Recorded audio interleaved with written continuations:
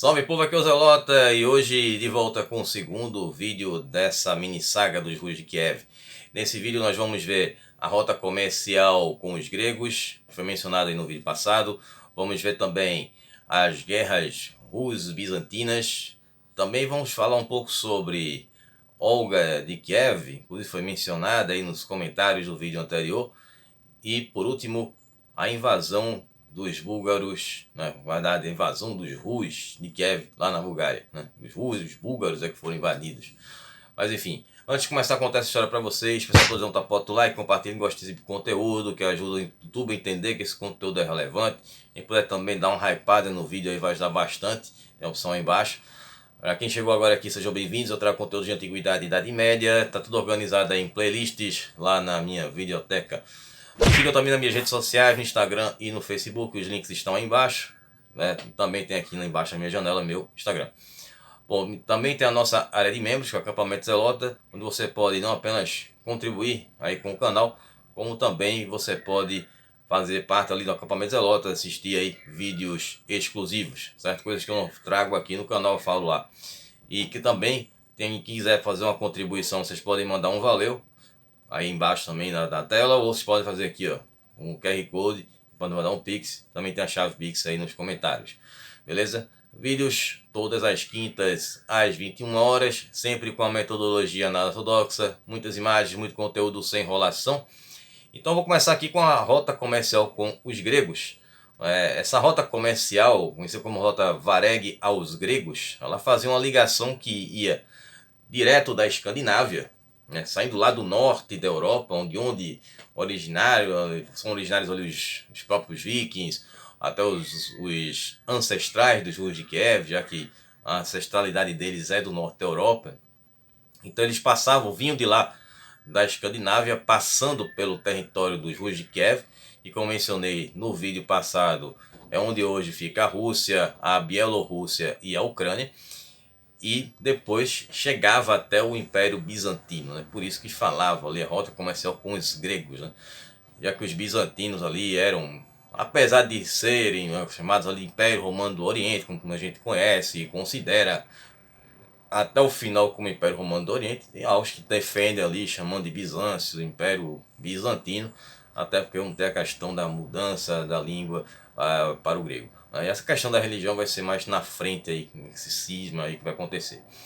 Bom, então essa rota, ela fazia o seguinte, ela fazia esse comércio direto, né, dos escandinavos, passando pelo Rus de Kiev até ali o território dos bizantinos. Então muitos comerciantes, eles vão enriquecer muito com essa rota comercial, chegando até se estabelecer no território dos Rus de Kiev, já que esses barcos que vinham da Escandinávia passavam por lá e voltavam, né? Também tinham câmera aí de volta, trazendo coisas que lá do Império Bizantino levando até a Escandinávia.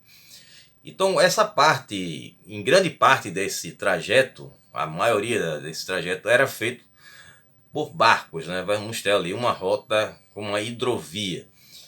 Então era uma grande hidrovia que foi montada ali, seguindo pelos rios e pelos mares, que partia ali incluindo o Mar Báltico, passava pelo rio Dnieper e encerrava com o rio Dniestre.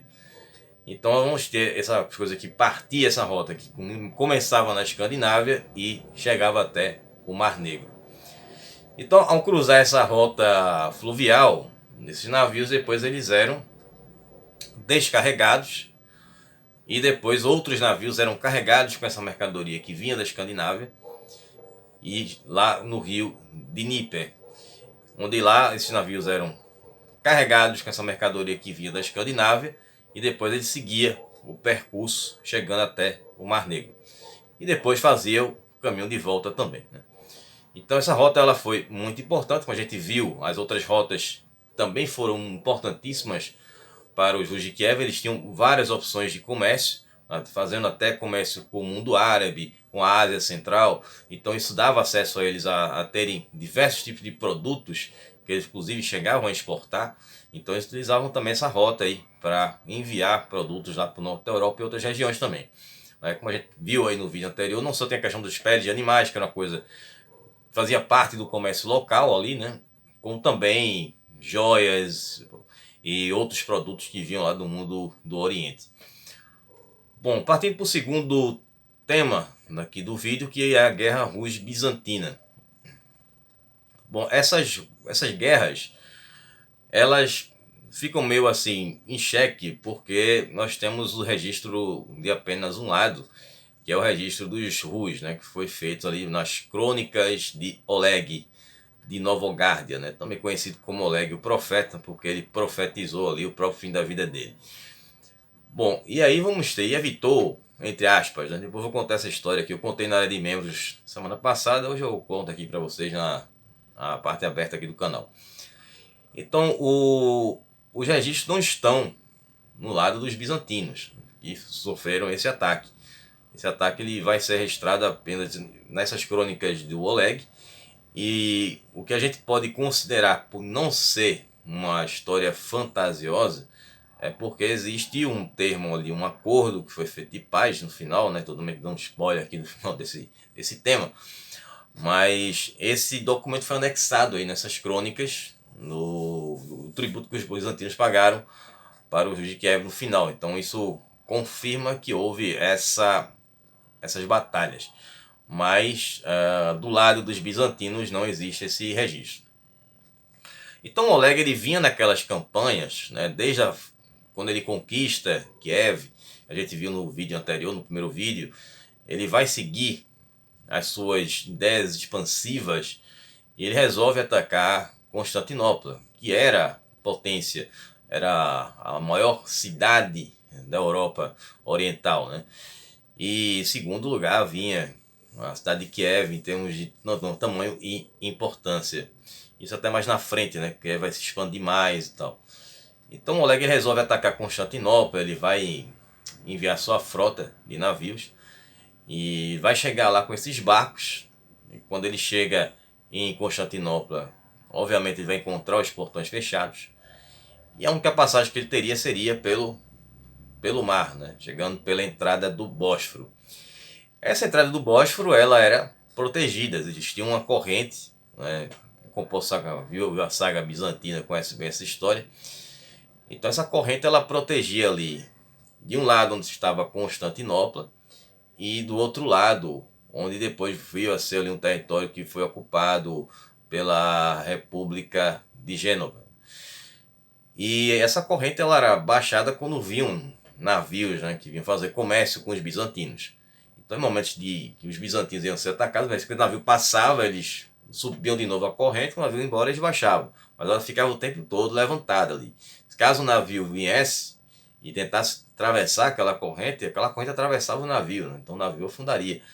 Então era uma barreira de segurança que os bizantinos tinham. Claro que acabou não servindo muito na época ali do ataque dos otomanos, né? O pessoal com essa história sabe que os otomanos utilizaram de vários artifícios, principalmente do poderio dos canhões, né?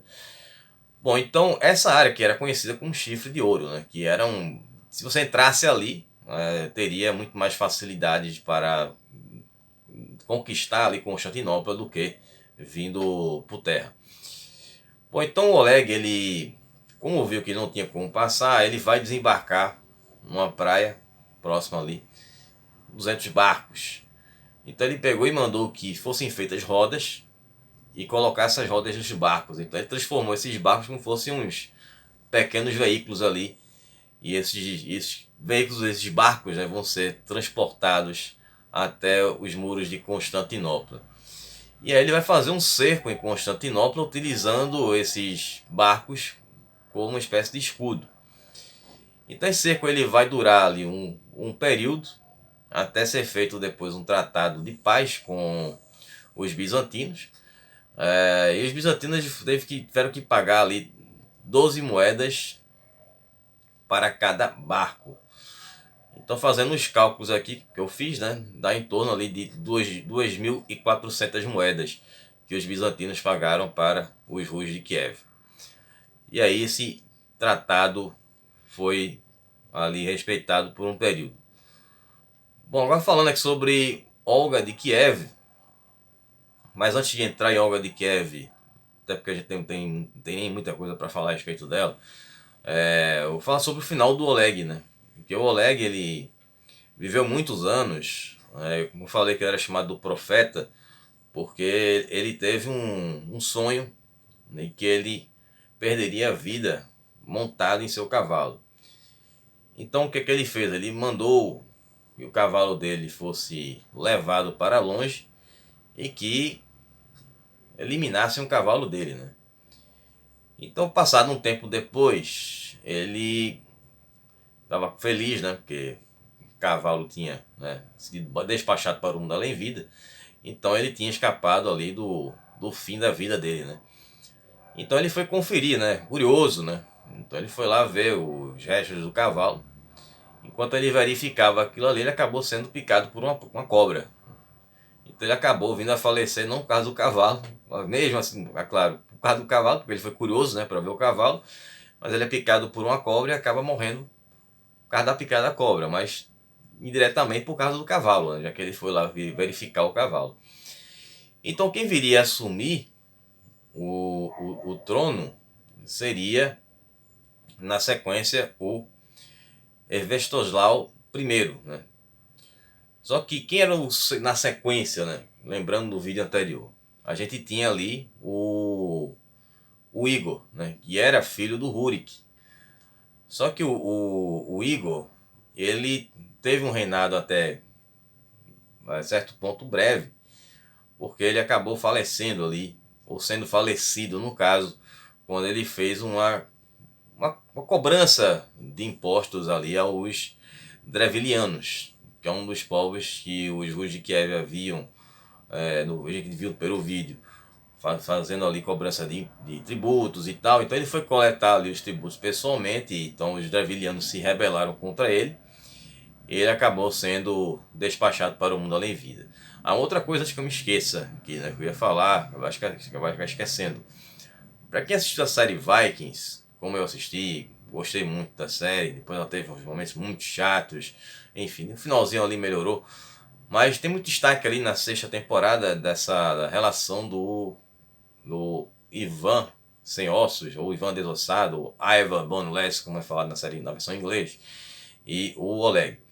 Bom, essa relação nunca existiu, nunca aconteceu, os dois nunca se encontraram, existe até uma diferença de quase 100 anos de um para o outro ali, quase 100 anos, e o Aiva ele é anterior ao Oleg, e o Aiva ele acabou cerrando os registros sobre a sua história, onde hoje é a Escócia, nenhuma batalha, aquelas conquistas que os vikings estavam fazendo no território onde hoje é a Inglaterra.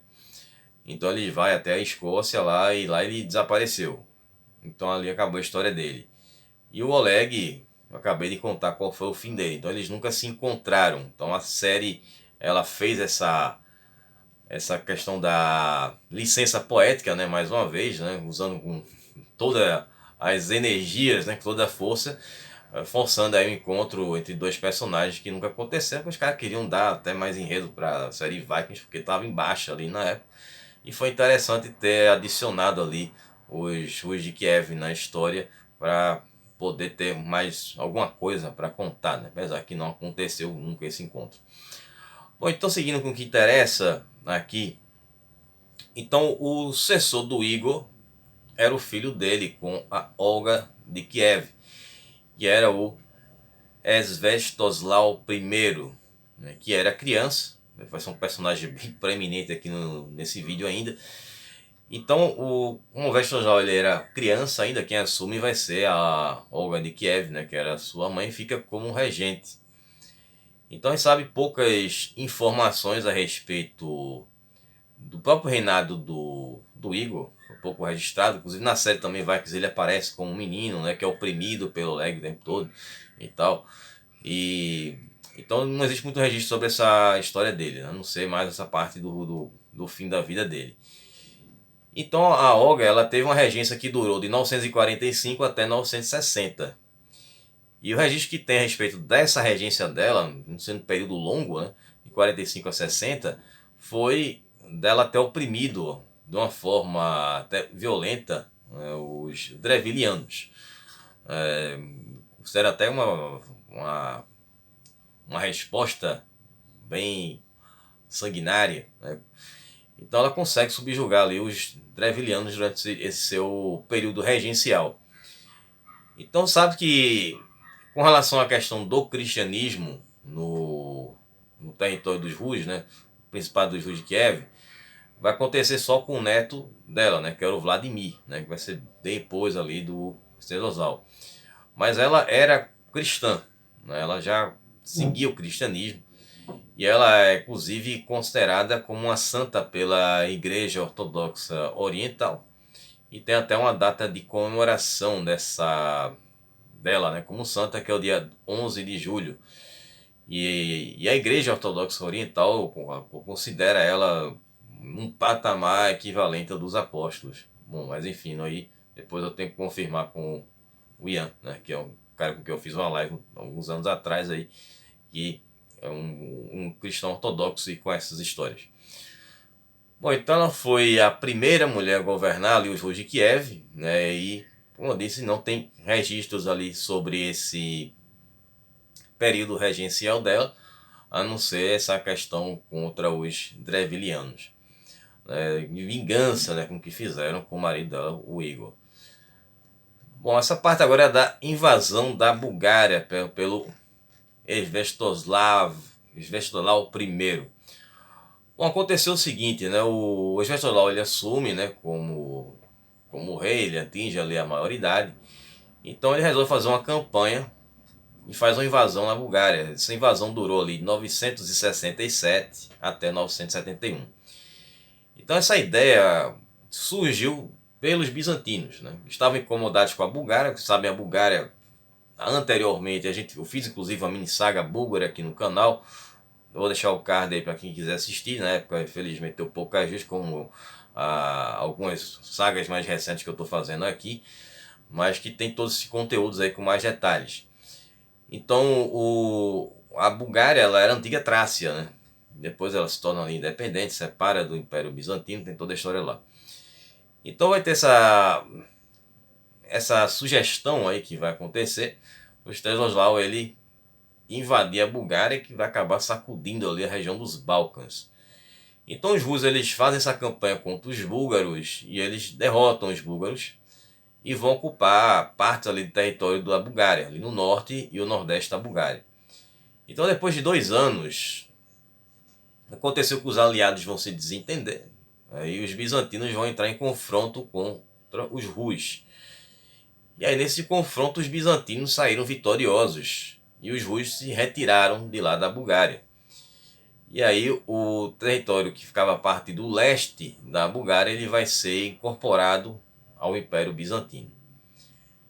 E aí quando chegou o ano de 927 depois de Cristo, vamos ter ali um tratado de paz que foi feito entre a Bulgária e o Império Bizantino, que vai levar um fim às hostilidades entre a Bulgária e Bizâncio.